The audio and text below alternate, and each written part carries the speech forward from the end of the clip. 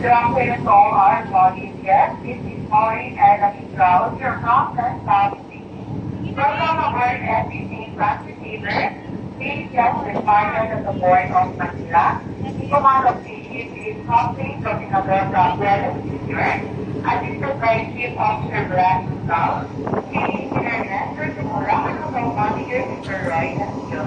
We will be closing the speed of Vigilant and our estimated time of arrival at the port of Batangas, which is 13 o'clock. On behalf of all officers and crew, we wish you a very delightful day.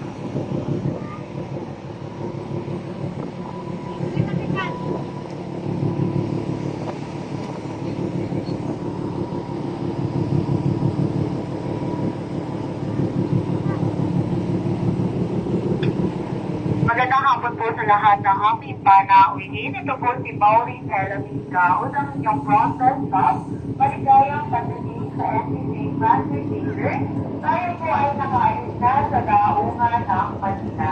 Tayo po ay nasa pangangalagan sa Kapitan Dominador Frank Jr. Sa tulong ng punong official Brad Gonzalez,